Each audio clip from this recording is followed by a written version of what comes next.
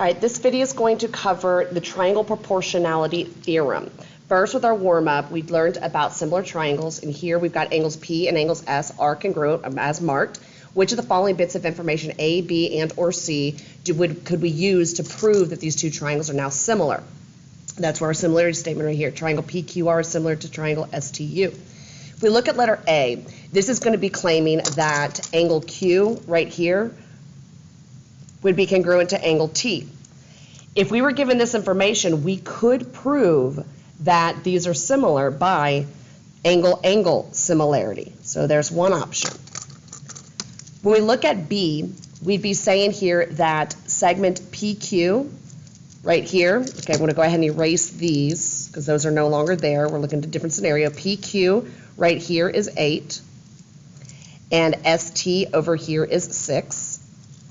PR right here is going to be 12, and SU over here is going to be 9.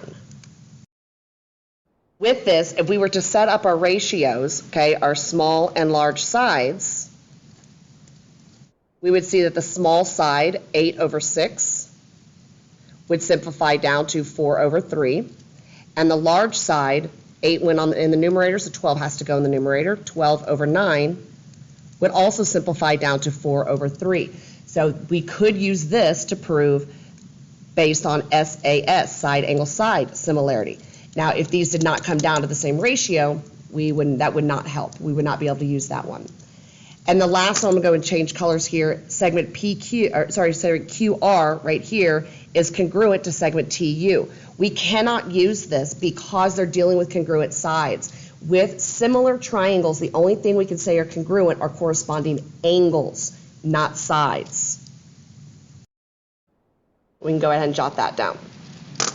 Now, when you have triangle proportionality theorem, it's stating that if a line is parallel to one side of a triangle and intersects both sides, so here's a diagram parallel to a side and intersects both sides, then it divides the sides into segments, these 4 different segments of proportional length. So when we take a look over here, we're looking at what goes in this blank. Okay, so let's take a look. Our proportional sides, if we take RW right here, we're looking at this guy right here, RW is to WS. Look at the order we're going in. Okay, we're staying on the same side, the top part and the bottom part, if you were to turn the triangle like so. And then it would be equal to, and have to be proportional to, we look at the other side, since RW went on top, RL has to go on top. And then what would go on bottom is LT. So you can put it there or over here if you'd like to. I like it over here in the ratio.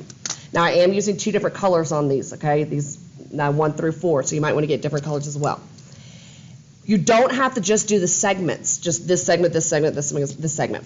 You can also use a segment to the whole side, meaning RW right here is to RS, the entire side. Okay, so you can do it this way as well. Depends on what information they give you. And so then we're looking at, okay, what would go in the numerator over here? Well, RW was in the numerator in the first ratio, so RL would have to go in on this one. Because then it would be RL is to RT. So you're either doing part to part is equal to part, or part to whole is equal to part over whole. So we have another one down here we'll take a look at. First one, number 3, we're looking at segment TA, or the length of TA is to AR.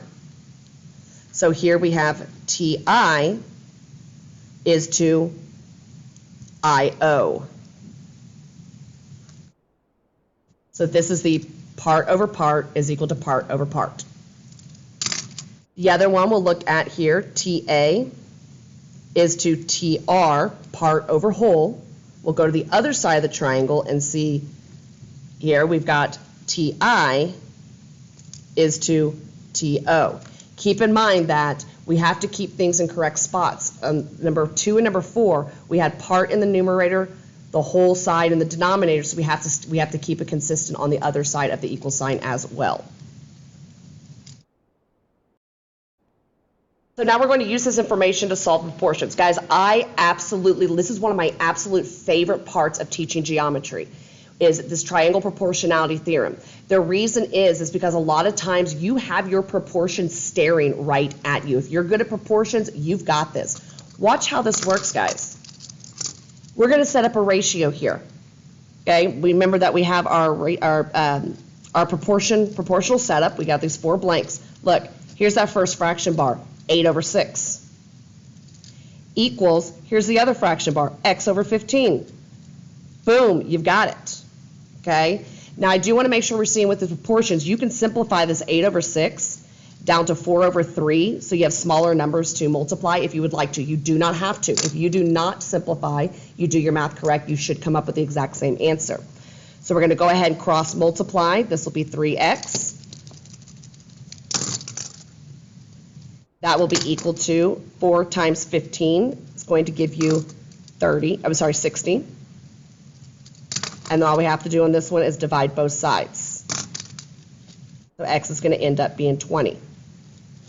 Okay, coming up, I'm going to be pausing, and I'm going to be pausing the recording, so what's going to end up happening is the work and the answer is going to pop right up, so you need to make sure I'm going to be giving you warnings when to pause the video to work it out on your own. All right, so looking at number 6, we can't quite do that, okay? With our proportional setup here, we do have our first one, x plus 6 over x. The other one we cannot do 30/9. The reason is this is part over part. This is part and whole. So all we have to do here is take that 30, subtract the 9 over here to figure out what is just this portion, this part right here. And we're going to see it as 21. So now we have 21/9. And you can simplify 21/9 if you care to. I will walk through this, this proportion here. We're going to cross multiply here, giving us 21x. Only the reason why is because we have distribution. Then we have this 9 times x plus 6. We need to remember the 9 needs to go first, and then in parentheses we have the x plus 6. We're going to bring down that 21x, and we have to distribute. 9 times x gives us 9x. 9 times 6 will give us plus 54. Here, pause it. You only have 2 steps left. Move the variable over here to the left, and then divide. Go ahead and pause the video and do this on your own, please. Okay, check that we got 4.5. Check your work if you did not get it correct. All right, so number 7, we have it set up for us. Look at this. Fraction bar equals fraction bar. 6/4 is equal to 2 plus x over 5. If you want to rewrite that as x plus 6, by all means, please go ahead. Okay, we're going to do our cross multiplication here. So that 4 needs to go on the outside, 2 plus x on the inside. Cross multiply 5 times 6, we're going to get 30. Distribute 8 plus 4x equals 30. Please pause the video and complete the last 2 steps on your own.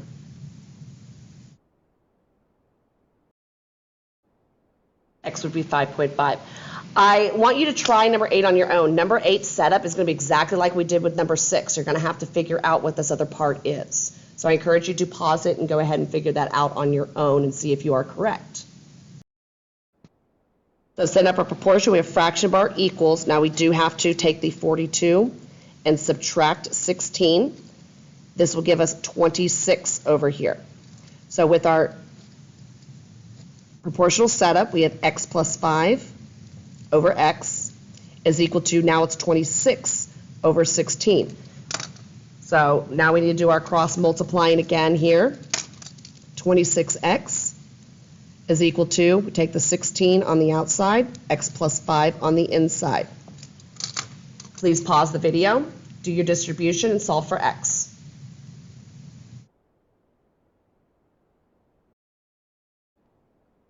Make sure that you did get 8. The next one is going to be the converse of the triangle proportionality theorem. Instead of saying, hey, these 2 lines are parallel, these parts are proportional, now we're going to say that these parts are proportional. Can we conclude that the two segments are parallel? So it says if 2 lines intersect 2 sides of the triangle and separates it into proportional corresponding segments, then you do have parallel. You do that little line right there, segment would be parallel. So when we take a look, we're going to look at how we do that. Here we're told that EH right here is going to be 2. We're told that HF, the other part, is 6. DG is 1, and GF is 3. So what we have to do is we have to set up the ratio, part over part. This would be 1 over 3. We have to check this other side to make sure it is 1 over 3 as well for it to be proportional. And this comes out as a 2 over 6, which does simplify down to 1 over 3. So we can conclude that segment DE right here is, here's your parallel sign to segment GF, or sorry, GH.